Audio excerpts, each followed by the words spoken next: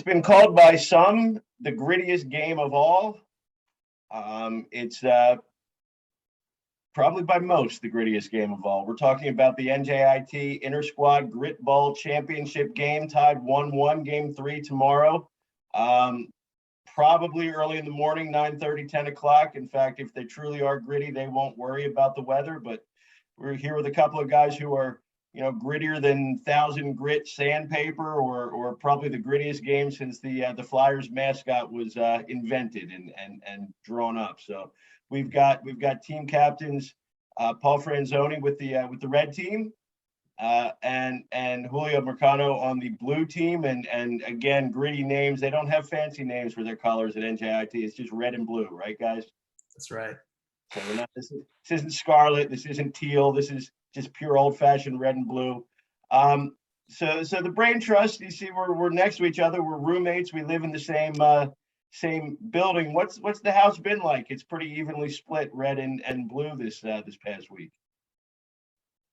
Yeah, we got a pretty even split in the house. Me and Julio's rooms are like about 5 feet from each other, so we meet up in the hallway every once in a while and let each other know that we're there. But any words, or you just kind of like grunt at each other now?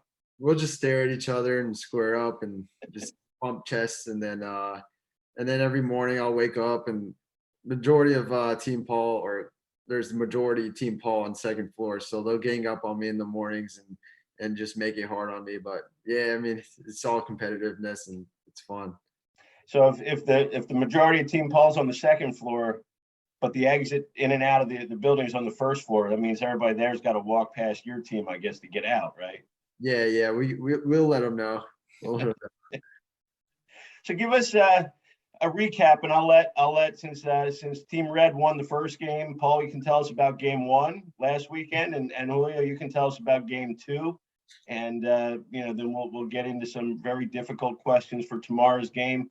We're figuring about 9:30 tomorrow. Jim Hynes Stadium, Kane University, is the site for the grittiest game of all time. So Paul, why don't you tell us how game 1 went? Shout out some of your guys who shoved a bit. Yeah. Game 1 for us was about pitching and timely hitting. We had some really good pitching. Fish obviously started the game off with 2 scoreless. He could have gone much more, but he's at an innings limit, so he can only go 2. From there, we went to Grant Verpalot, who another 3 scoreless, and then Evan Gagekis 1 run over 2 innings. So it was all about pitching that game. We didn't really walk anyone. Had some timely hits. I think we had 1 inning where we put on a 5 spot up, which was big to extend the lead because we scored 1 and then had two more hits later on, which knocked in the 2 RBI single and then a 2 RBI double. So that was really the story for us. Not many walks. That was a big theme on the weekend. And yeah, that was the key to success game 1 for us. So. And game 2, Julio, we turned the tables a bit, a little more offense, right?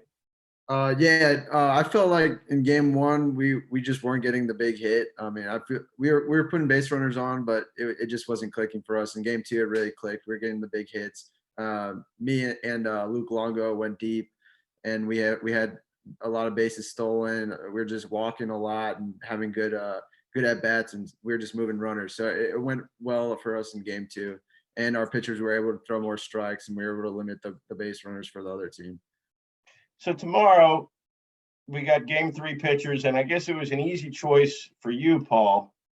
So tell us, give us the Ryan Fisher scoop. We know he's, maybe certainly the top righty pitcher returning in the state. Got the big 7 innings NCAA tournament win last year. And, I guess if he can handle throwing in front of 10,000, this might take it up 1 level, but I think he'll be ready to go tomorrow, right? Yeah. Fish will be locked in. We've already been talking about how we're going to go at some of their guys all week, how we're going to go at this guy, David, Luke, some of the guys that do some damage. That was a big point of emphasis for us, was if we can kind of slow them down at the top, then we feel pretty confident. But yeah, he's only got 2 innings, like I said, so he'll throw 2, and we're looking for 2 scoreless out of him. That's what we expect. So I mean, he's a big game pitcher. He's a stud. That's right. We love game day Fish, right? Yeah, you can't say enough about Fish. He's a true competitor. So just no one you'd want to give the ball to more other than, I don't know, maybe Rap. But I was gonna say, the two top closers in the country last year were Kevin Kopps and Rapp, and Kopps had the chance to start some games late in the NCAA tournament, and it looks like you're going the same thing with Jake Rappaport, right, Julio? Yeah.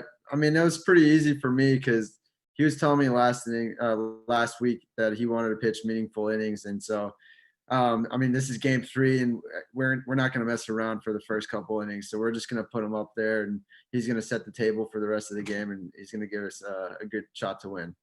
Has he tried to talk coach into going more than 3 innings, you think? I mean, I'm sure he said something to them, but they're pretty strict on all the pitchers' innings limits. So Yeah. it is what it is. But he'll give us 3 scoreless for sure. So I'll give you guys a chance to shout out somebody who's, who you think will be the unsung hero tomorrow on each team. And I mean, probably if you're talking about guys, probably not in the starting lineup, but somebody who you think, your gut's saying is going to have a big role. Yeah, so for me, I think last weekend there was a couple of younger guys that really stepped up for us. Ty Sally, freshman, Michael Doyle, freshman, and Will Pitt, freshman, all had some hits last weekend. I know Doyle in that first game drove in that first run with a sac fly, which kind of got the scoring going. So if they come out and play like they did, and I'm confident they will, that we'll be in good shape because those younger guys showed up last weekend, so we're gonna need them again. So. Julio, what do you think? Yeah, for my team, it's just it's I feel like the underclassmen pitching, Croy Jenkins, Aaron Park, and Drew Standen. If they're able to throw strikes and get the hitters out like I know they can, then it's going to go well for us. And so they'll throw the middle of the game, those crucial innings in the middle of the game before it gets to the nitty gritty. So it's I'm excited to see what they can do under all the pressure, and that's a key for us to win. Now, our crack research team here, which is also just me, has been doing my hard work to try to figure out what might be the X factor for both of you guys, your teams tomorrow.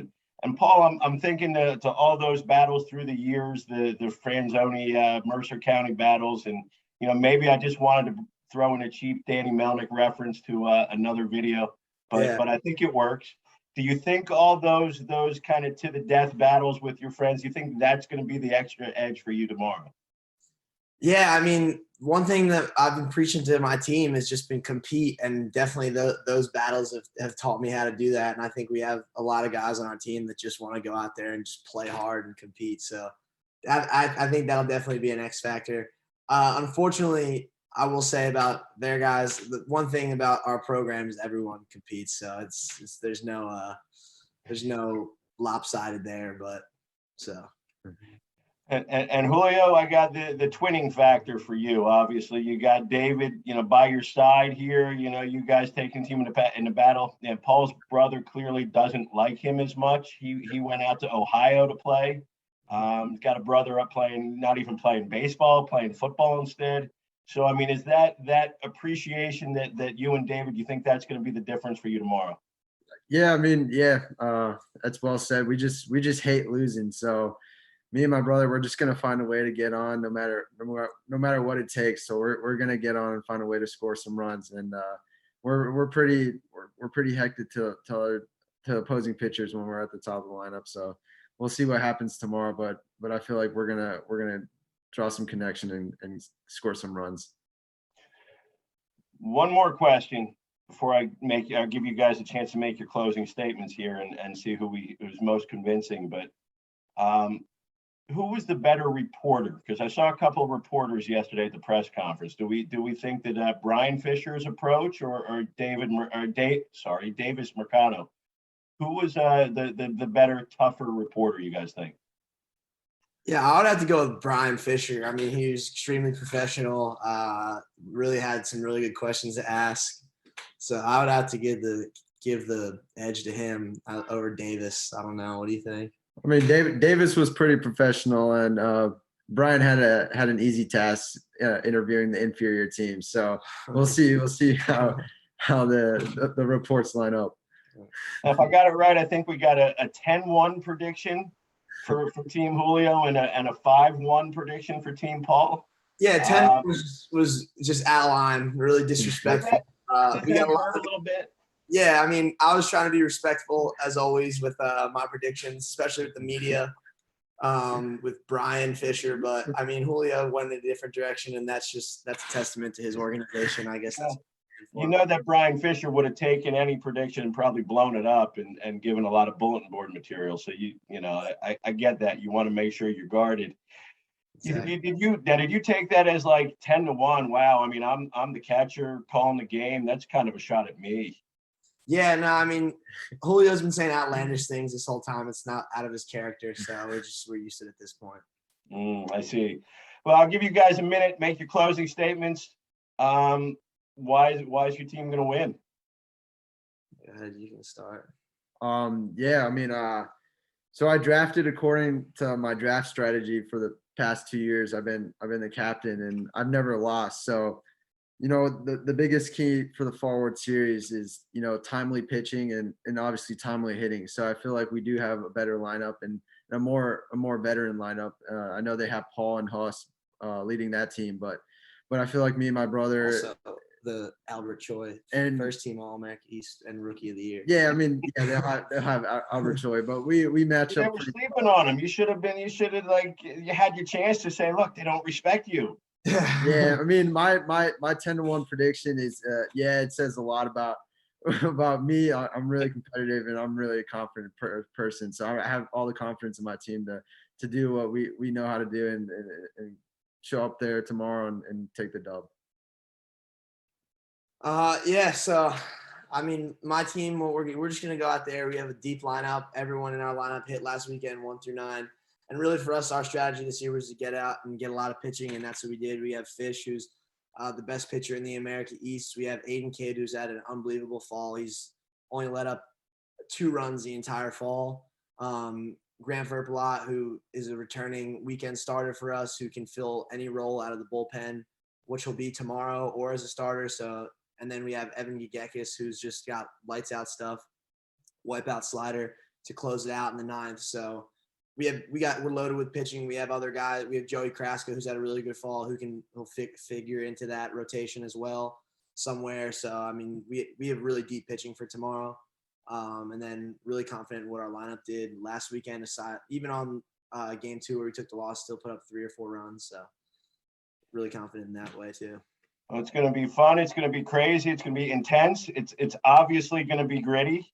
And we'll find out tomorrow who the grittiest of them all is. Good luck to both of you guys. Jim Hynes Stadium, 9:30. And most important thing is, well, I guess the bragging rights is probably the most important thing. But second of all, and most important to know that we got a lot of guys here who are focused and ready for the 2022 season. So we appreciate you taking a few minutes, and good luck to both of you. Yep. Thank you. Thanks. Thank you very much.